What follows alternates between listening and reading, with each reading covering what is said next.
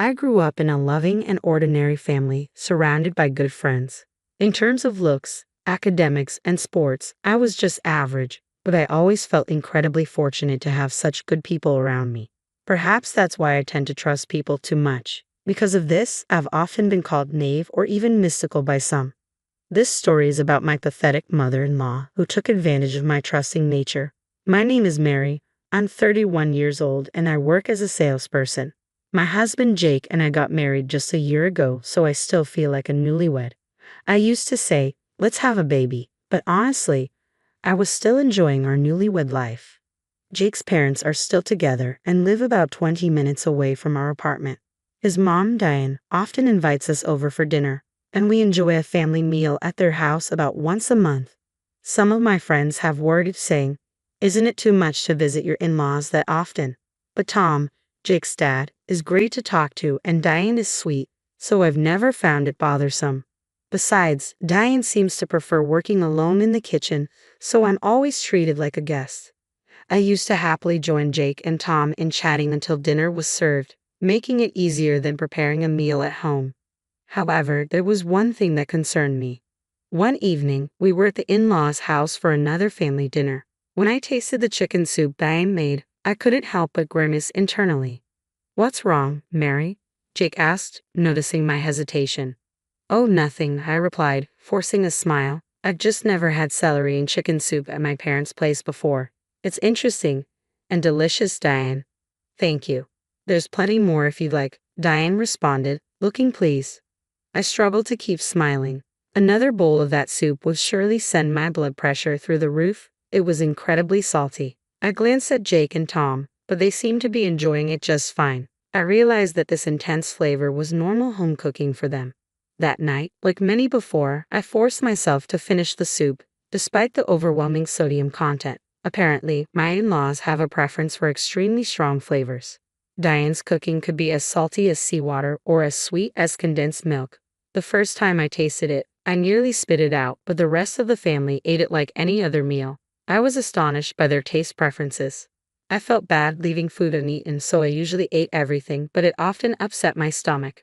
The health impact of eating such intensely flavored food regularly became a major concern for me. I consulted with a nutritionist friend and even started collecting recipes and pamphlets, but there was no way a new daughter-in-law could say, your cooking is too rich in flavor. Please modify your recipes. At home, I cooked with normal seasonings, exactly as the recipes instructed, and thought the food tasted good. I often asked Jake, is it good? And he always replied sweetly, whatever you cook is delicious. But considering the rich food he grew up with, I couldn't fully believe he was being honest. Regardless, I prioritized our health and continued to cook with moderate seasonings. There was one more thing that worried me. Diane sometimes served less than fresh food. The rolls of bread on my plate were often dry and hard, and occasionally, the fruit served for dessert was partially rotten. I discreetly removed the bad parts, but it was another source of concern. I couldn't bring myself to eat, but I was increasingly worried that my in-laws might end up with food poisoning sooner or later. Cookies for a snack, Mary, Diane offered. To my horror, I realized the cookies she handed me had expired 6 months ago. Jake noticed too, and quickly spoke up, Mom, these cookies are expired. Diane looked startled and then laughed it off, saying, oh no, I'm so careless. I felt relieved that she didn't seem too concerned, but my relief turned to alarm when I found the same box of expired cookies mixed into the snack bag she gave me on our next visit. I had seen this kind of behavior before, the time my grandma started showing signs of dementia. Could it be happening to Diane too? She was only in her 50s, but I began to doubt whether her forgetfulness was just carelessness or something more serious. I wanted to talk to Jake about Diane's overly seasoned food and the possibility that she might be showing early signs of dementia, but I was afraid it would be too much for him to handle. Then one day, a small miracle happened. We found out I was pregnant. I'm finally going to be a dad. Do you think it's a boy or a girl? Jake asked excitedly, stroking my belly every day. When should we tell our parents? Should we wait until the end of the first trimester? He continued. Well, the doctor just confirmed the heartbeat, but I want them to know in case something happens. We'll tell them after the 12-week checkup. I replied, I guess we just have to wait and see. I can't wait to tell everyone. I think my mom's going to cry when she hears the news, Jake said, his excitement infectious. You're right, I agreed, imagining Diane's tears of joy when she found out. It filled me with warmth and happiness. I was so thrilled about the pregnancy that I pushed my concerns aside. But the following weekend, when I saw Diane's chicken soup on the table, it hit me that there was a serious problem. If I ate her overly seasoned food, it might affect my baby. The pregnancy books I'd been reading warned that high blood pressure and diabetes could impact the health of both the mother and the baby. And what about stale bread and expired foods? They might not have harmed me before, but they could pose a risk to my unborn child. The thought made me anxious, and I couldn't bring myself to start eating. Oh no, Mary, you haven't eaten at all, Diane remarked, noticing my untouched plate. I hope it wasn't too bad for your taste, Diane said, glancing at my plate and frowning. Oh, no, it's not that, I quickly responded, but before I could explain, Jake jumped in, thinking it was morning sickness.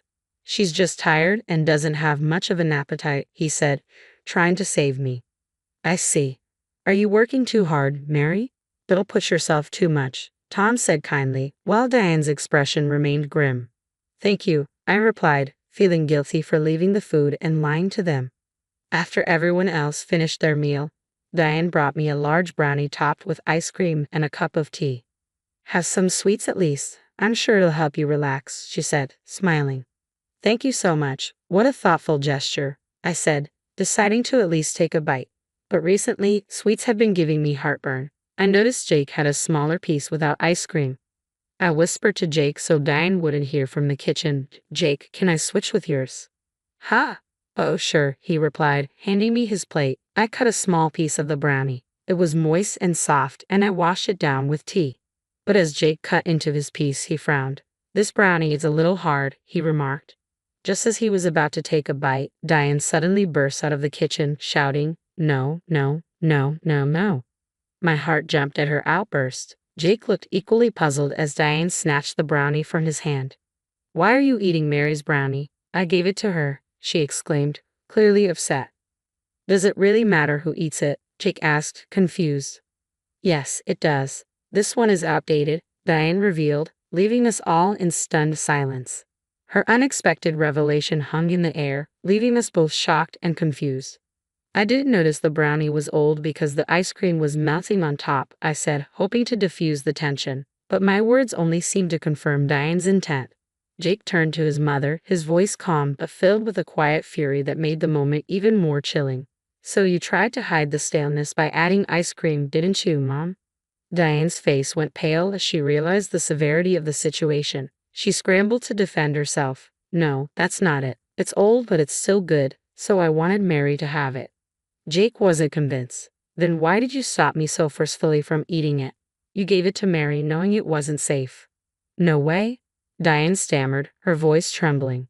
Suddenly, it all clicked and a shiver ran down my spine as I pieced everything together. You've been feeding me stale food and giving me expired snacks on purpose, haven't you? What? Tom, who had been silent until now, glared at Diane with an intensity that sent chills through the room. What's going on, honey? Diane, visibly shaken, tried to explain herself. It wasn't on purpose. I just had some leftovers, and I didn't want to waste them, so I gave them to Mary. That's what you call on purpose, Jake shot back, his voice cold. I can't think of any good reason to make someone else eat food you don't want. But she's not really our family, Diane muttered, her voice barely audible. She's an outsider, so why not give her the old food? Jake's eyes narrowed. You became part of my family too, but you were never treated like that. No, but... Diane's voice faltered as she banged on the table in a panic, her composure unraveling. As I watched her, my heart sank. The Diane I thought I knew was nowhere to be found. I had loved Diane so much, but now I was deeply disappointed. I wondered if everything I believed about her kindness was just an illusion. The more I thought about her betrayal, the more disgusted I felt. She now seemed like a distressed demon, scrambling to make excuses. But there was something else gnawing at me. Was it really harmless? Could it be that the intense flavors in your food were intentional too? What? What are you talking about? Tom and Jake looked at her in disbelief. Diane's expression faltered, revealing a hint of guilt. Jake grabbed my bowl of chicken soup despite Diane's desperate attempt to stop him. Don't, Jake. Ignoring her, he took a spoonful and immediately spat it out. This tastes like seawater.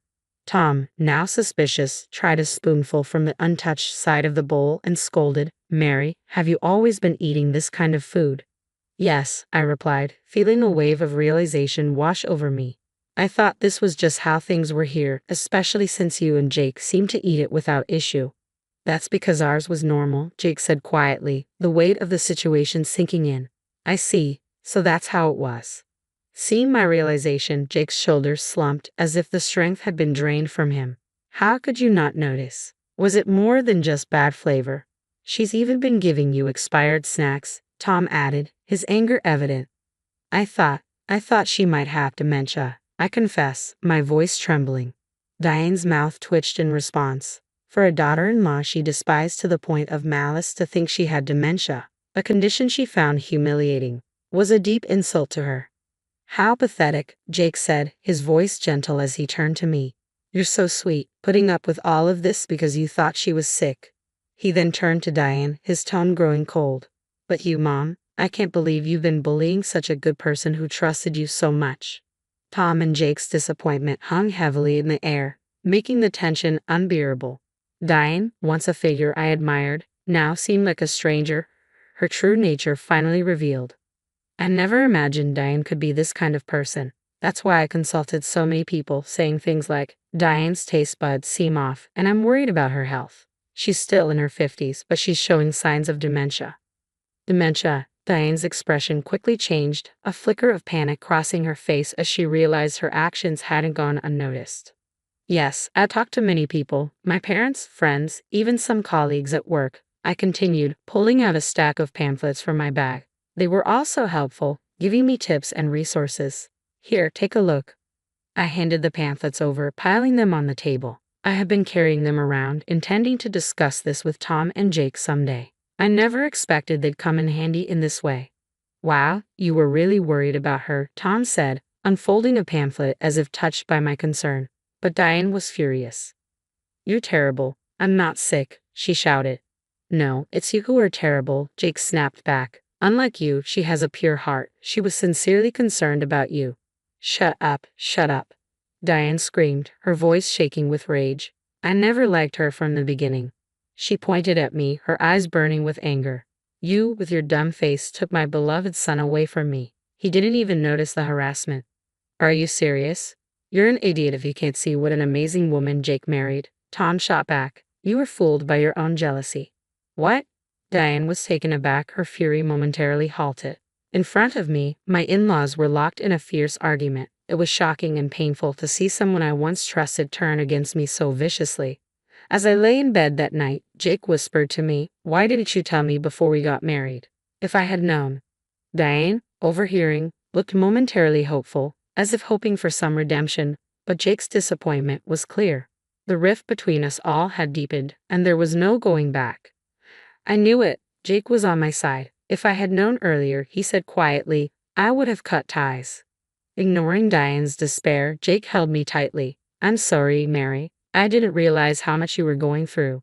I'm sorry too, I replied, for not recognizing her true intentions sooner. Diane's eyes twitched, clearly shocked to hear such words from someone she had always looked down on.